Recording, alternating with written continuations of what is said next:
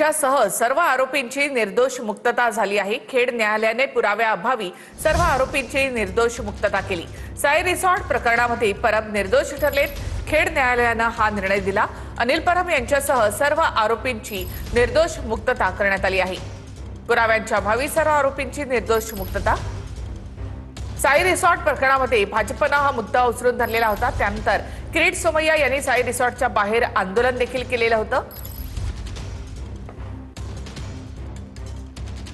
या आरोपांबद्दल जो पुरावा पाहिजे तो कोणताही पुरावा नव्हता। रिसॉर्ट खरेदी करताना, ती जागा खरेदी करताना स्टॅम्प दिला नाही आणि तो कमी दिला आणि फसवणूक केली असा आरोप होता। पण भारतात दोन प्रकारचे कायदे आहेत, म्हणजे जमीन एका व्यक्तीची असू शकते, त्यावरचा इमला दुसऱ्याचा असू शकतो।